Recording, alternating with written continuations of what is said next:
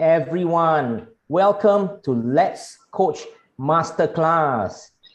I'm Dr. Peter Chi, President and CEO of ITD World. I'd like to welcome all of you to this amazing program, How Women Rise with Coaching. Let's Coach Masterclass is a monthly activity organized by Certified Chief Master Coach, CCMC, ITD World. Thank you very much for being here, everybody. ITD World has a 100 million leaders mandate under our Love the World initiative to bring coaching sponsored programs to 100 million leaders all over the world. And this is one such activity. I'd like to say a big thank you to our committee members and leaders of Certified Chief Master Coach. We have the president of CCMC Alumni, Guy Rouse. His apologies because he's on a flight back from the UK to Philippines. He's not able to make it. We have Vice President Master Coach Gregory, and of course, Master Coach Rick. Welcome everyone. And Angela. Hi. Master Coach Floris, and Master Coach Muti. These are the committee members and vice presidents of CCMC. I'd like to hand over the torch to Gregory, who will introduce our distinguished speaker for today. I'd like to end my short welcoming address with one of my favorite quotes from Zig Ziglar. The all-time favorite quote that I always mention is Zig Ziglar said, "Man was designed for accomplishment, endowed with seeds of greatness." And I never fail to add by saying that women are endowed with seeds of greatness, designed for accomplishment. So with these words, I'd like to hand over to Gregory, who will introduce our speaker, that all women leaders here and all those who care about women will together today deliberate about how women rise and unleash the full potential of all the amazing women in our session here today. So please put your hands together for Gregory, Master Coach. Thank you, Peter. Thank you. And welcome, everyone. And thank you, ITD World, for organizing all of this for us for the Let's Coach Masterclass. There's so much to say about Sally. So this is not really an easy job, but I'm going to try my best, Sally, okay, to introduce you to everyone. So let's start with what you've been contributing to. So you've been delivering leadership programs, keynotes in corporations, universities, non-profits, associations around the world. You've consulted with the UN on building more inclusive country offices in Africa and Asia. You led seminars at the Harvard Graduate School of Education and also at Smith College. You're contributing editor for Strategy Plus Business magazine, and you're member of the New York and International Women's Forums. So that's some of the few things that you've done. But more importantly, I think one thing that we're here for you today is about the fact that you are the THE with capital letter, okay, premier expert on women's leadership, for sure. Raising women's potential and breaking the glass ceiling has been basically your passion of your life. You started that being the first author, really, who has been outlining what women can bring to organization, and you did it with a female advantage, women's way of leadership. It was 1995, correct? Okay. So you were by far the first one to actually do that. You've written 7 books in total, and the last one, How Women Rise, which was written in collaboration with Marshall Goldsmith, is helping women get over 12 common habits that undermine them. And I guess today we'll be talking a bit about that. And last but not least, I had the pleasure of interacting with you through the 100 coaches. So I know how warm a person you are, how helpful, how wise, how much experience you have, how you've been helpful to me and many of the other 100 coaches. So thank you for that. And without further ado, please warmly welcome Sally Helgeson. Welcome, Sally. Thank you. I just unmuted myself, so I hope I'm not auto-muted, but if I am, you'll let me know. It is wonderful to be here with you this morning. I love seeing your faces. I love seeing your names. I love seeing all the places that you're from. Most of them are places I've had the opportunity over the 35 years I've been working with women leaders all around the world. They're places I've had the opportunity to spend time in, to work in. So I feel a real connection with this group. And I look forward to our session today, which is about How Women Rise. That's my most recent book. I've written 8 books in this field. And it is about the habits and behaviors most likely to get in the way of successful women as they seek to move to the next level in their careers. This book is really appropriate for a program like this. It has been used by coaches around the world. And from the day the book came out, coaches talked about how they found it so useful. And I believe that one of the reasons that coaches in particular have found it useful is it helps articulate what internal barriers can hold women back. And that gives them something they can work on within control. I'm getting the feedback. Are you hearing that? Okay, I'll continue talking because I was getting a huge amount of noise there. So it gives them a way to help work with clients to identify this could be a problem, this could get in your way, and it's very, very clear. So this has been an extraordinary coaching tool for coaches, male and female coaches who are working with women. So there's a lot in the book. We have 12 habits in the book. I'm going to talk about probably 4 today. I like an interactive session. So rather than just talking for 40 minutes and saying, are there any questions? I'll stop a couple times to take some questions. So bring it on, please. I imagine that the questions will be handled in the chat since we have a fairly big group, and maybe Gregory, you can feed them to me so I don't have to be peering and trying to identify questions, but that's good. Does that work for you, Gregory? Yeah, no okay. problem. Beautiful.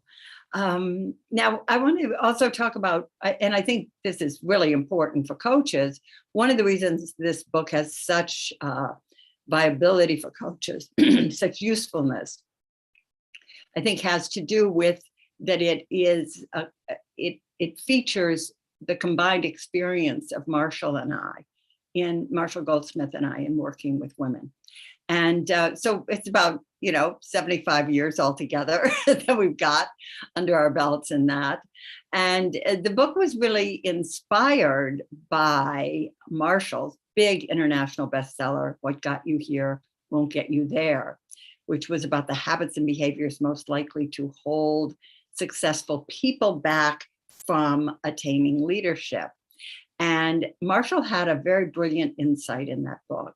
He noted that the same habits and behaviors that can serve you well early in your career can be the exact habits and behaviors that are most likely to get in your way as you seek to move into a leadership position.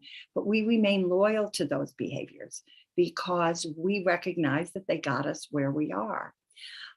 So I thought that insight was brilliant.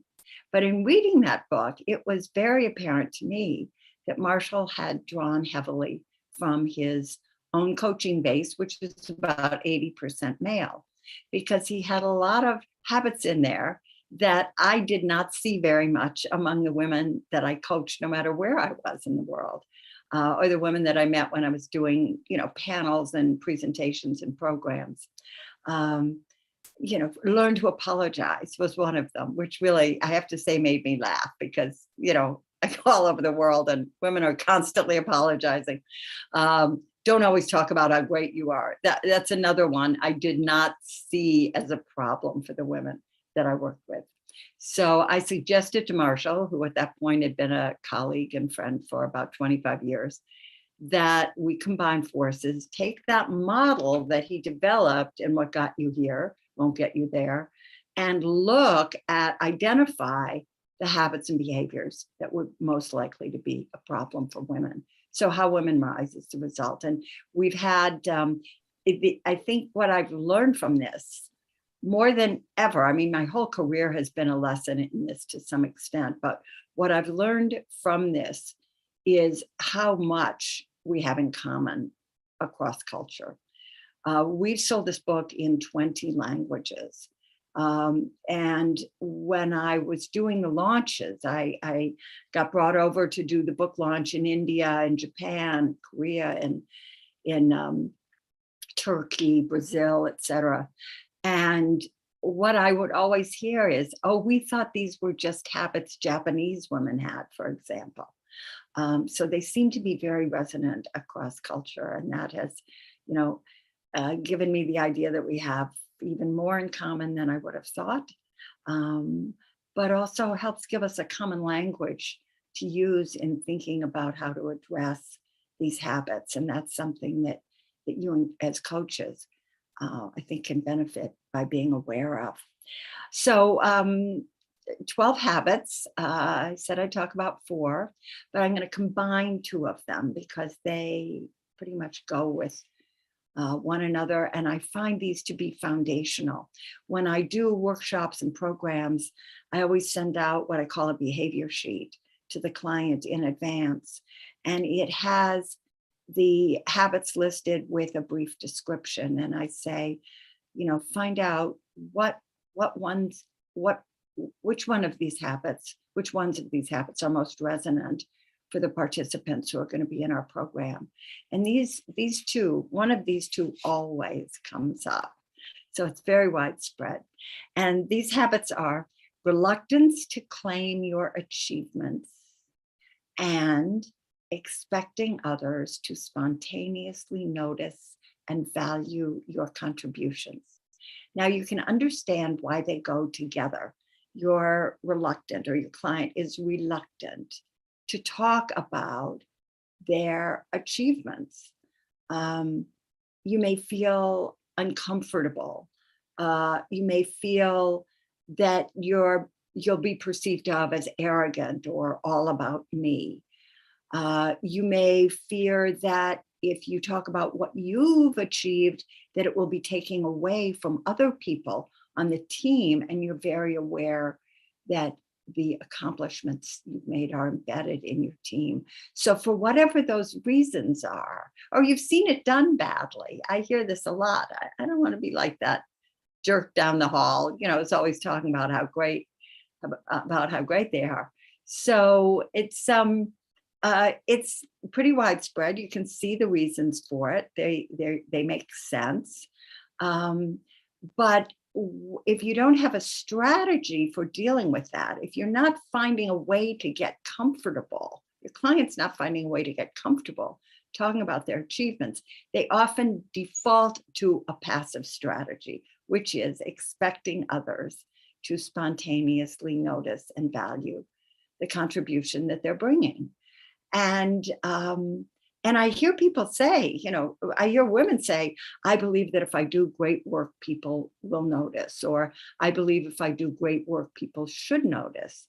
And they probably should. And, if we lived in a perfect world, they would, but we don't. And people are busy. And especially in our virtual world, it's very hard to be aware of what everybody's contributing. So it's really important for women or for men who struggle with this, because this is not, as I've learned since the book came out, this is not just something that holds women back. It's so important to to figure out how you're going to bring the notice that you need to bring to the achievements and contributions you've made. The reason it's so important is that what I find is if you don't, and I'm using the you voice, but I'm talking to you as coaches who can spread this on. If you don't do that, over time, you will start to feel undervalued, under-recognized, underappreciated, and you will disengage, because it is pretty hard to stay actively engaged in a job when we don't feel that that we're being recognized, that what we're doing is being appreciated. So we undermine ourselves in that way. And I've interviewed far too many people who've left good jobs. And at the end, what they say is they never knew what I could do. They never appreciated how I could have contributed. They never understood the talents I had. And sometimes that just happens, but we don't want that to happen because we didn't make the effort to talk about what we could have done. So how do you do this? You need a strategy. I hope I've convinced you. You need a strategy for doing this. Your clients need a strategy. Hoping other people will notice what you've contributed is not a strategy. It is entirely too passive. One of the strategies that I talk about in the book is very vivid, and I've learned two things from it since the book came out. And that was a woman I worked with, coachee. Her name was Ellen. She was out in Silicon Valley. She was an engineer. She was at a pretty famous technology firm. And she had a good job and a good position. She had a new boss. They were not co-located in the same place. So she didn't have a chance to really talk to him. But when they did their performance, when he did her performance review, they came together at the headquarters. And one of the things he said to her, he said, you do a really, really fine job with the tasks I give you. But one thing our team needs is to be more recognized and more known for what we're doing. We need to be connected. And I don't see that from you. And I need you to be more out there, more visible, more a spokesperson for what we're doing, meeting people, just a more visible presence. And Ellen said, she said, when he said that to me, I really felt as if he had kicked me in the stomach, because she said, that's exactly what I'm good at. People are constantly coming to me. They're asking questions. I get emails, I get texts, they drop by, how can, do you have any help for me on this? She said, I'm a real go-to person. And the fact that he had no idea about that made me feel completely unseen and unappreciated, and as if he were not the boss for me. And she kind of went down a rabbit hole about this for a couple of weeks, feeling really bad about it, until she realized that he had no way of knowing. They weren't co-located. He didn't see who was called. He didn't know who was calling her, coming in and out of her office. He didn't know who she was in touch with. And she thought, really, he doesn't know this about me because I have never made it clear to him. So she came up with a strategy that was small but bold, in that she decided she was going to send him an email every Friday morning, first thing. And it would be between 1 and 2 lines. And it would just be, Dear Jim, this week I connected with, and then 3 to 5 names. And then Best Ellen, that's all. Dear Jim, this week I connected with 3 to 5 names, no fewer than 3, no more than 5. 2 lines maximum. Sent it off. So she emailed it to him. She didn't hear back from him. The next Friday morning, she sent another one with different people, of course, who she talked to that week. Didn't hear back from him. She did this for 8 weeks in a row and never got a response. And she said, I felt foolish sending this email to him. He was going to think, who is this woman who's emailing me every Friday morning to tell me who she talked to? But she persisted because she felt like she had to get that information across to him. And about 2 months later, she ran into him at an event, and he came right up to her and he said, thank you for sending those emails. That is information I need to know. It helps me understand who our team is connected with and where we're visible. So I need to know that. Now, this story, to me, there are two things in it that have, as I said, stood out in retrospect since the book came out. And one, it has to do with him calling out that what she shared was information. So I think for people who are reluctant to talk about what they have contributed or achieved, the thinking of that as information that can legitimately be useful to someone else, especially your boss or a senior person or other members of your team, that information can help them do their job better. So I think reframing, people say, oh, I don't like to brag. If you don't like to brag, don't brag, but share information about what you've done, and thinking of it in that frame of information is enormously helpful. And the other thing about this story that's become more apparent to me since the book came out is that the reason it worked is because Ellen took a risk. What she did, sending that email and then sending it again every single week, even when she didn't get a response, it felt very risky because she felt like he was going to think, what's wrong with this woman? But she persisted. And it's important to think about that, because whenever we change a habit or behavior, and after all, these are habits, reluctance to claim your achievements is a habit. Expecting others to spontaneously notice and value your contributions, that's a habit. Whenever we are trying to break a habit, we're trying to practice something different. And this feels uncomfortable. And even when it's a small risk, like sending an email every Friday morning, even then, it requires that we, get out of our comfort zone and that we take a risk. So those two habits work very well together. One other thing I'd like to say about that is I find it much more helpful to coach people when they want to talk about when they need to talk about what they've contributed, to use the language of contribution, not achievement, because it embeds it in the context of your team and your organization, which is not only more humble, but more realistic than to just talk about, I achieved this and I did that. And, those are the kinds of behaviors Marshall was talking about in What Got You Here.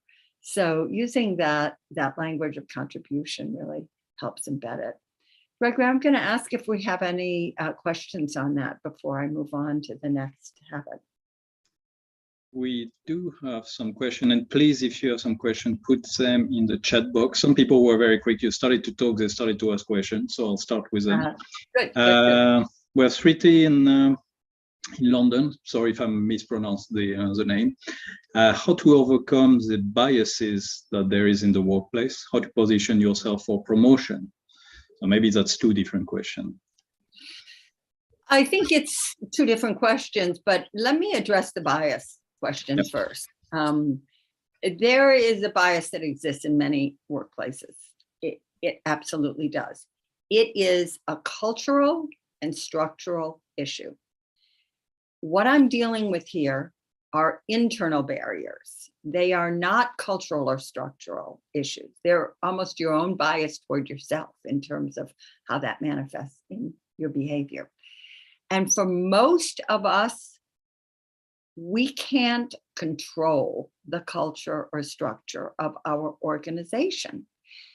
Organizations have been evolving. They've been changing for the better, some more than others, obviously, but that lies beyond our control. I am a big believer in trying to address what we can control. And what we can control are the internal barriers, attitudes, and behaviors that may be holding us back. And in my experience, that is the most effective way also of addressing bias in the workplace, because the more successful you become, the more successful more women become, that's what begins to shift cultures where the bias is more entrenched. So I addressing bias in the workplace, number one, it's way too big. And number two, it's too nonspecific. There are all kinds of biases in the workplace. And I think that we're better off focusing on what we absolutely have it within our power to address and control. And that is how we navigate through life. And that in becoming more powerful, we will have more opportunities to address that. Thank you, Sally. You want to take another one? Sure. Okay. Something from Retno. So how do you deal with a boss who is not consistent, who is not walking the talk? Well, there are a lot of them out there. And I think it's, for one thing, we don't want to have too high expectations when we hear someone who is talking the talk and go into it assuming that they're also going to walk the walk. They may just have gone to a seminar and picked up some language that sounded good, and now they're trying it out on us. So, we want to keep our expectations in line. But I think that the most important thing is to not shrink from getting clarification as to what someone means. When they're sending a mixed message, when they're being confusing, we owe it to ourselves and to our team to say, I'm a little confused. Let me make sure I'm clear what you expect in this situation. Let me run by you what I'm hearing, and let me know if that's correct. Because often when you're in that situation, you're getting a mixed message. So you want all the accurate information you can get in order to act in a way that serves your own best interests and your team's best interests. And that's important. But if your boss is hypocritical and talks one way and acts another, that's the reality of that boss.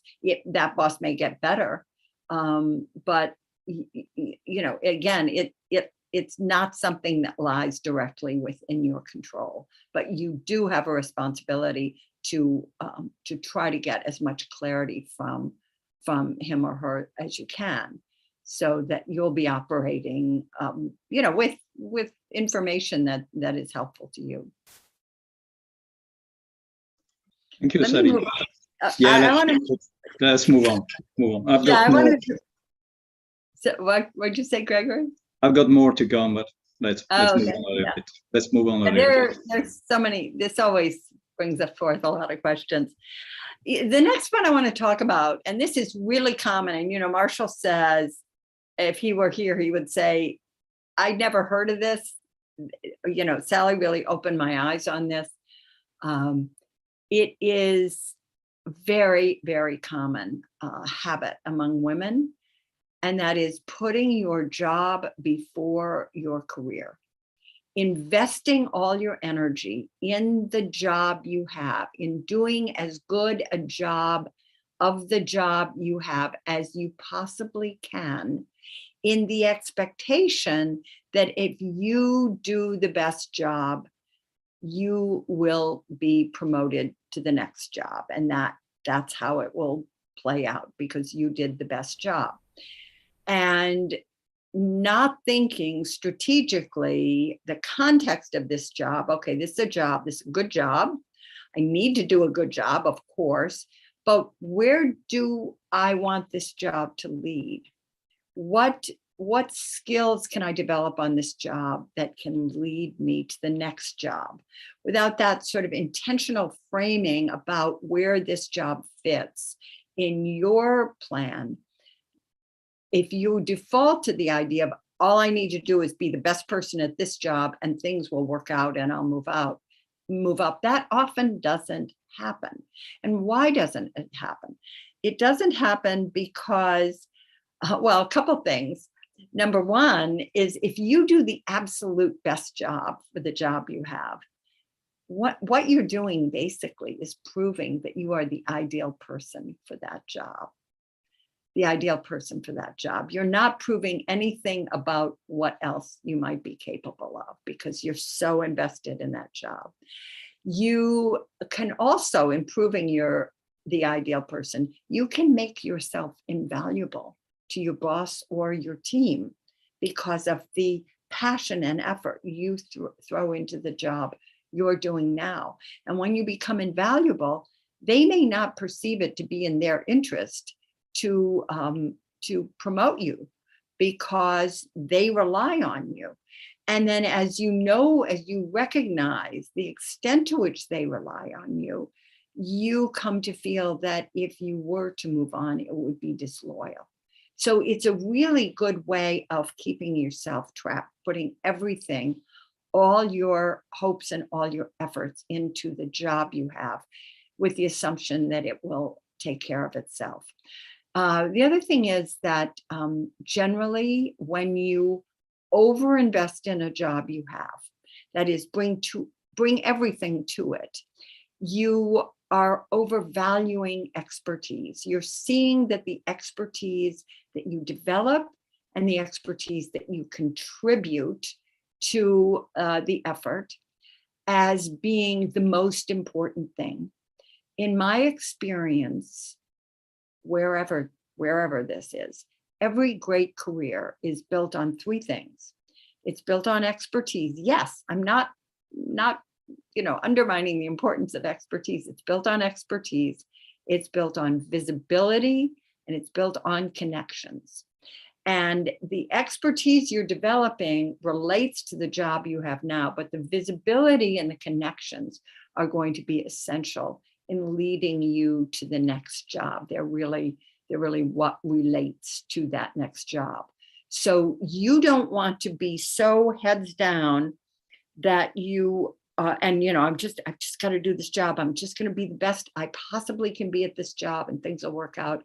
You also want to be thinking about building your own visibility, which we just talked about with the reluctance to claim your achievement, building your visibility, and about building connections. I often work with women. I see they come into a new job and they'll say, I've got a real learning curve here, so I'm just going to keep my head down for the first 6 months and learn my job, and then I'll look up and start building connections. And the most successful people I see walk into a new job, and the first question they ask themselves is, who do I need to know to make sure this job is a success? So it's an orientation about connections. And we want to be sure we are not undervaluing the importance of our visibility and our connections as we seek to do a superb job of the job we've had. This is a very effective way for people getting trapped. I worked with a big law firm in Atlanta here in the US, and one of the women there came up after we've been talking about this, and she said, I realize this is exactly what we've done. She said, I came to this firm, I saw nobody was really good at writing briefs, and I decided I'm going to be the best brief writer in the firm. She said, 14 years later, I am, and all I do is write everybody's briefs because I'm known as being so good at that. That's how the company wants to use me. So it was that way in which she trapped herself. So it's just a heads up to always be thinking, how am I going to build my skills? Yes. How am I going to build my connections? How am I going to build my visibility? Every job is a job, but it's also a potential bridge to something else. How could I use this job as a bridge for something in the future? What might be interesting? What am I learning about this organization that could be interesting going forward? What kind of skills am I developing? What kind of skills do I need to develop? What kind of people do I need to develop relationships with? So always leaving part of your energy for thinking about where this could go, rather than just investing everything in the job, is a better path forward. And part of the reason it's a better path forward is because it's very common to pour all your effort into the job you're doing, prove you're perfect for the job, and then watch someone else who did not do the kind of job you did, watch them get promoted. And then we feel baffled and we feel undervalued again, and we don't want to feel that way.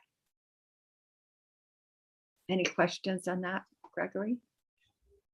There's many questions about many things, so I'll go through, well, some of the most relevant directly. So we have Isaac in Berlin who is asking actually a bit of a right field question. How can men be allies for women in the workplace? What are the barriers that men have to overcome to actually help women in the workplace?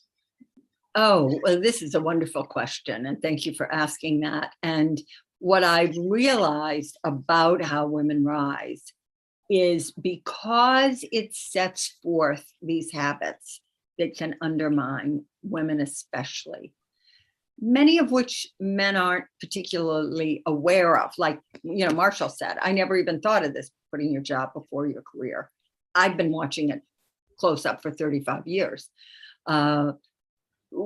Understanding what some of these things are that can get in women's ways gives you a way to be very effective and very concrete in the allyship that you can develop or offer. For example, you see a woman who seems to have the habit of, when she is in a meeting and gets acknowledged for something she's doing, always says, oh, it was my team that did it. My team that did it. Can never use the word I. She's been inhibited from using the word I or ever talking about what her achievements are. And you can say to her, I noticed that you seem to be reluctant to take credit for some of the, achievements that you've made in this job, some of the contributions you've made. If you are uncomfortable with that, if you'd like me to talk about it, I've seen firsthand you did this, that, or the other. I'm glad to talk about that in the meeting, or give you some thoughts about how you might be able to do that in a way that would be more comfortable to you. So there are lots of ways in recognizing things like putting your job before your career, putting things like expecting others to spontaneously notice, overvaluing expertise. Lots of the habits in the book, men may see in the women that they're working with. The book, from what I've heard from the responses I've gotten, helps those men to understand, first of all, what it is going on. Why won't she talk about what she's done? Why does she always have to say, oh, my team did this, my team did that? Yes, your team did that, but you're part of your team. So it's, it gives some concrete help and effect to understand what's going on. And there's so many ways you can be an ally. You can say, I really love the work you're doing, and I'm going to call it out when we're in meetings. I'm going to say, this woman has made a great contribution to this effort. So I just want to call that out. And I'm going to ask you, when I do that, to not say, oh no, it wasn't me, it wasn't my team, but to just say thank you. You can ask them to do that so that they're not brushing it off. And then that has a possibility of getting them more comfortable. Okay, we hear your message loud and clear, Good. Sally. Another one's from Supatra. What if you are in a culture where people are not encouraged to talk, claim your achievement, that you're not encouraged to stand out? So. Well, that's a very tough thing. And I've definitely worked in cultures where that's true. The sort of tall poppy, they talk about it. They want to cut the head off if your poppy gets too tall in the field. I think that's one of the way around that. I've seen that in certain cultures.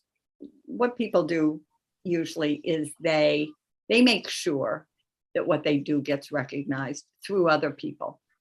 they have the relationships, they cultivate the relationships so that other people can speak for them and can advocate when they're not in the room. So if that's how the culture that you're part of works, then you want to get a little more active in building relationships where people can represent you.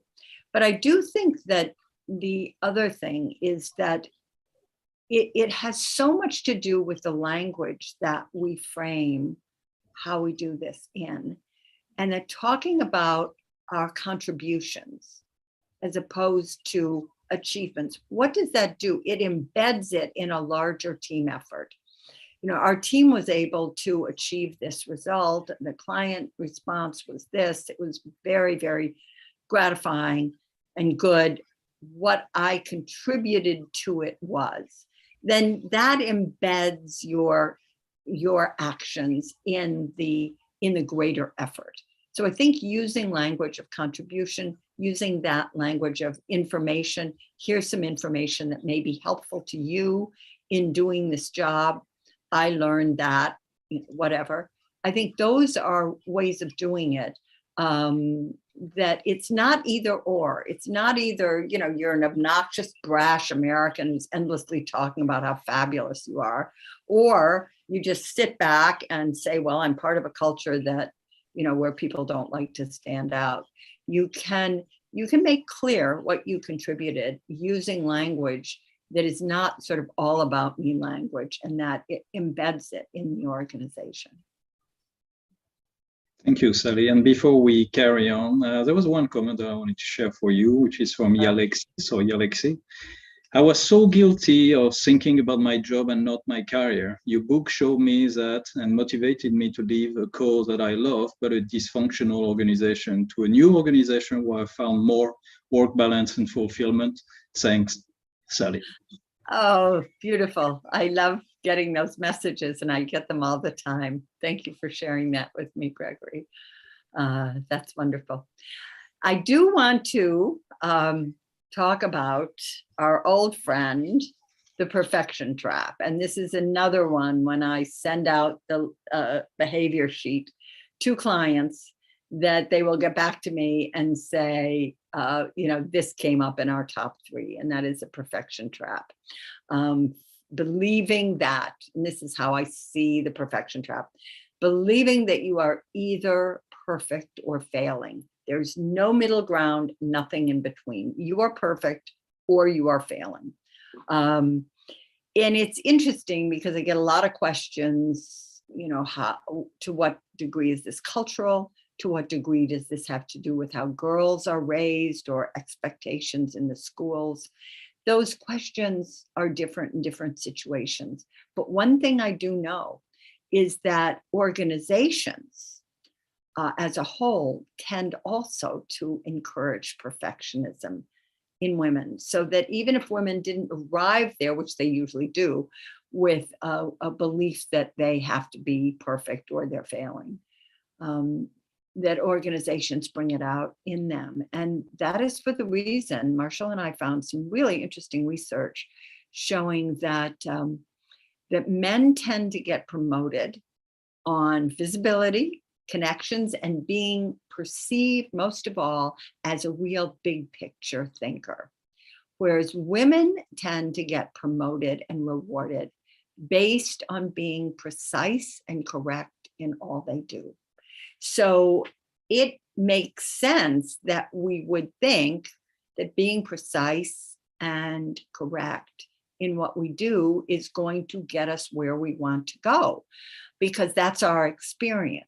The problem with it is for more senior positions, that's not what they're looking for. They are not looking for someone who is precise and correct in everything they do. They're looking for someone who's got more of a big picture thinker and can bring some attention to what the organization is doing, has great ideas, strategy about the future. And if you are focused on being precise and correct, you are identifying yourself as a small picture thinker. You're identifying yourself as someone who's good with the details, but probably has pretty much of a micro focus. So this really undermines you if you are looking at moving up in an organization, because through your precision and correctness, you are branding yourself in effect as someone who's not a big picture thinker. So that micro, and it leads to micromanaging. So there's some real problems with it. I'm going to talk about a couple. I think of perfectionism and another habit in the book, which is the disease to please, as the habits that are really toxic at the top. That is, they are habits that in Marshall's frame can serve you well earlier or at the midpoint in your career, but they will become toxic as you move up. And there are a couple reasons for that. The first is that the more you move up, the more you need to delegate work. And it's very hard to delegate work when you're a perfectionist, because you expect everything to be done perfectly. So you are either overly managing the process to try to assure that the other person's work as presented to you is perfect and meets your very high standard. So you're either doing that, or half the time you end up doing their work yourself because you have this feeling, well, only I can do this the way that it should be done. So you're depriving the people who work for you of an opportunity to learn how to do their job, because you're kind of swooping in and doing that job for them because you believe that you're the one, you need to take the responsibility in order for that to be perfect. So that is really undermines you. So very hard to delegate, very common to micromanage. Being a perfectionist makes us risk averse, because if something has to be done perfectly, how can we take a risk? So once again, when you're looking for somebody who's a sort of big picture thinker, a big picture thinker is somebody who can take measured risks to move things forward. But if you become highly risk averse, you can't do that. I worked with a big defense contractor here in the United States. And the head of HR told me, she said, we have so many risk averse female engineers in our company that we have decided we are going to start moving our high potential women into jobs that they actually are very unprepared for, so that they can get more comfortable taking risks. Because as it is, they tend to be so risk averse. And I hear this a lot from leadership, what can we do to help our women be less risk averse? So perfectionism gets really tied up in that risk aversion. But finally, and this is really, I think, the most important reason, that if we do identify a perfectionistic streak in ourselves, we find a way to address it, because the amount of stress we cause is not a positive thing. We cause stress for ourselves because we hold ourselves to an inhuman standard of doing everything we do perfectly. We can't give ourselves a break. Marshall always says to me, he says, I have never worked with a woman, no matter what level she was at. She could be a senior military officer or a CEO or run a global nonprofit. He said, I've never worked with a woman where at a certain point I didn't have to say, please don't be so hard on yourself. And that being hard on yourself is part of that stress that comes from trying to do everything perfectly. Even more important, we create stress for people around us. And I can't tell you how many meetings I've sat in where they're trying to decide on candidates for a job, and a highly qualified woman's name comes up, and they say, she is so smart, she's so good at what she does, she's just terrific, but people find her so stressful to work for. And that's because she's a perfectionist. They always add, she holds herself to the same high standard, but she holds everybody to this high standard. So I always say every time I speak that for 35 years, I've been doing this work, and I've never once heard anyone say, I work for a perfectionistic boss and I love it.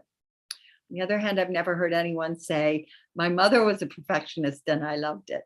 So perfectionism does not do us favors. We need to develop ways to be thinking about how we're going to assess the relative importance of something. Is this something that needs to be done 80%, 90%? Is 95% okay? We need to think about that. We need to ask about that. Now, you may say, and you want to get in the habit of taking measured risks. That's a very important way to begin to address perfectionism. And it's something that really works well with clients.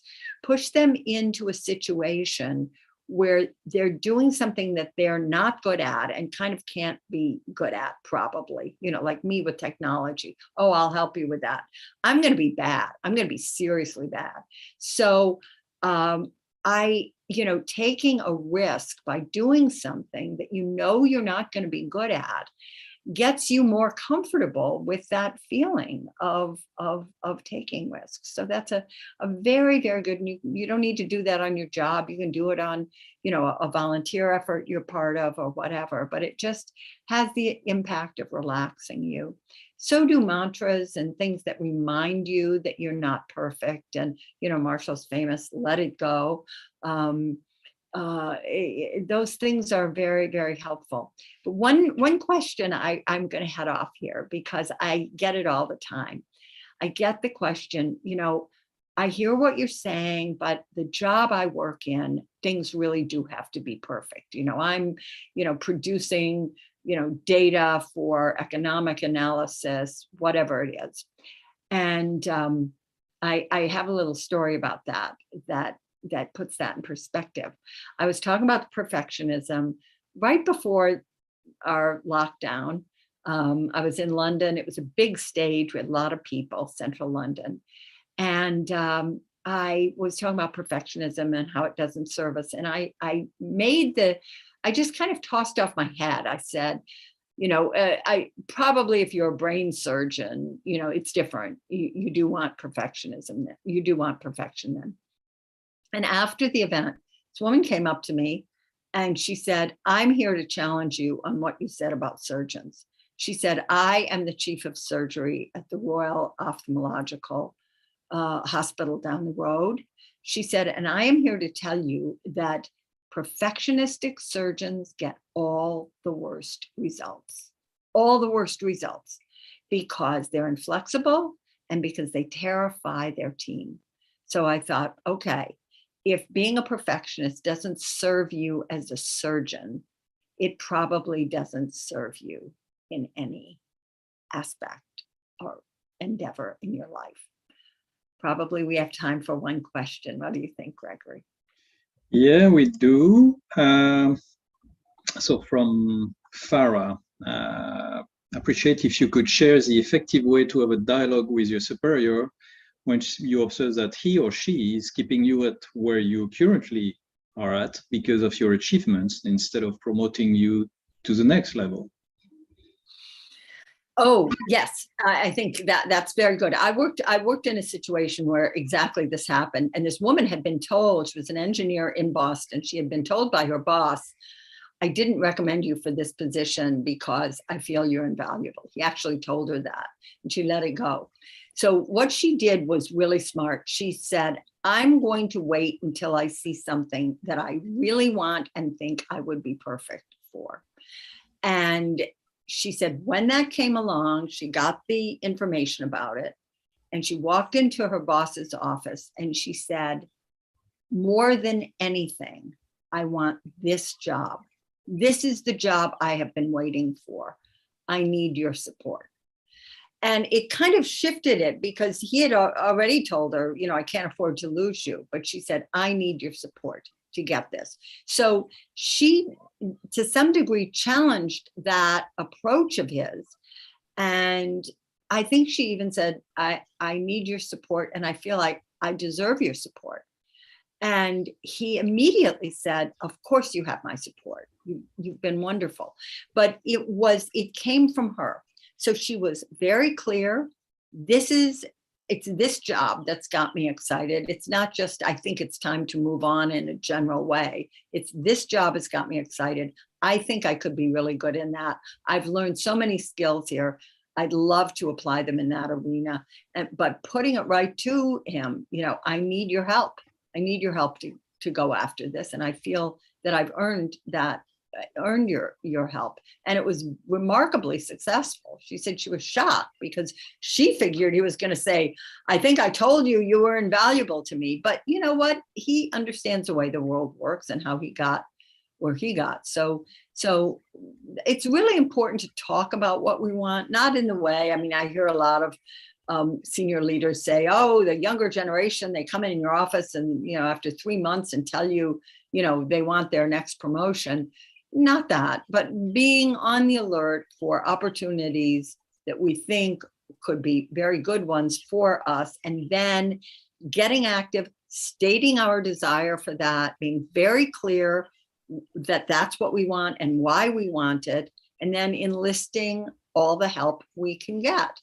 And that's usually the best path, because as you're articulating what you want to do, you're building visibility for that.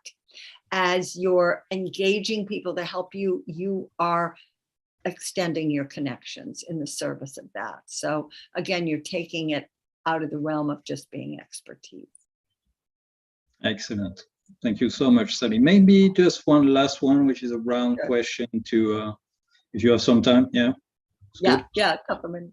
Okay, from Hashikin. So you've been very busy in your life, I guess, Sally. You've achieved a lot of things. So how do you balance career, personal life, and passions? Well, my passions relate very much to my career. So those are in balance. I'm not very good on the other front too much, I have to say. I don't have any children. I've been married. I didn't get married till I was 51. I'm kind of old, not bad way, but I've been around a long time. I didn't get married till I was in my 50s.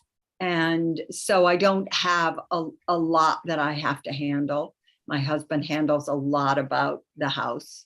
So I guess I put myself into a position where I'm very free to concentrate on my work and my work as my passion.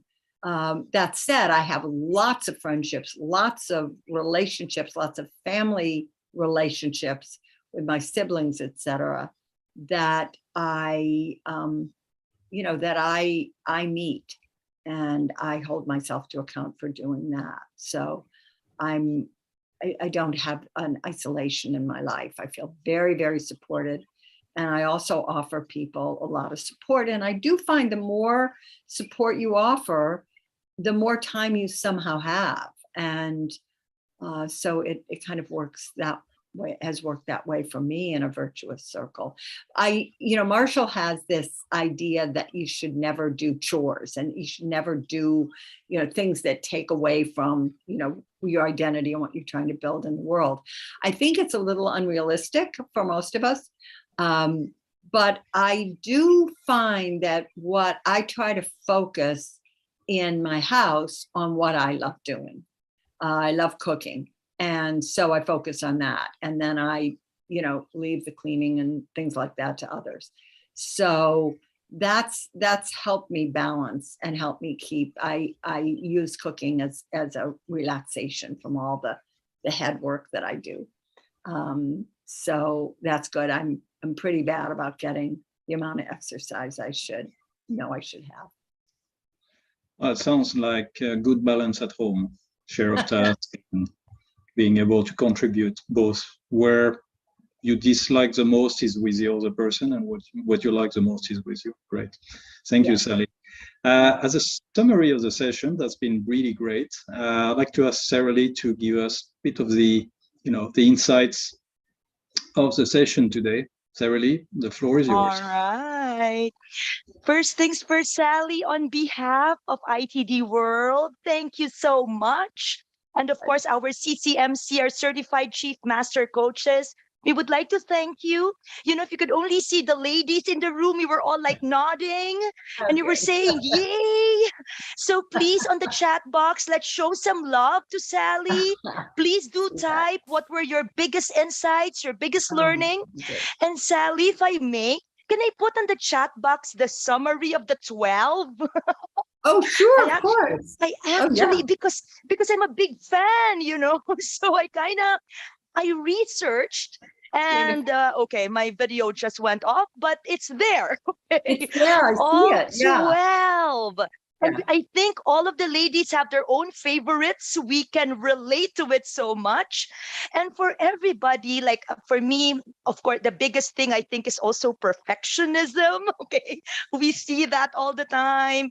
Thank you. Thank you for all this learning. And for everybody who's here, just in case you kind of missed out on what Sally has to say, you know that the recording, okay, thank you, Sally, for the generosity, would be on ITD's social media site. Okay, so we'll keep that going. And I see Peter raise his hand. Go ahead. Dr. Peter Chi, our CEO. Okay, over to you, Peter. I'd just like to say a very big thank you to Sally. This has been very, very inspiring. I think a lot of these are so applicable to how women rise, and some of it I can see relates to men as well. So there are men in this session that also benefited tremendously, and it will help us as leaders and coaches how to help more women rise and promote and create more equality and inclusion in our world. So thank you so much. Really appreciate your time and look forward to having you in our future sessions. Thank you so much, Vice President Gregory, Chief Master Coach, and Sarali Alcaraz, Executive Director at ITD World. And thank you everyone for joining. We will invite you to our future sessions. Like I mentioned, this is a monthly activity organized by Certified Chief Master Coach Alumni at ITD World. Thank you so much, and big round of applause for Sally Helgeson. Thank you very much. Thank you.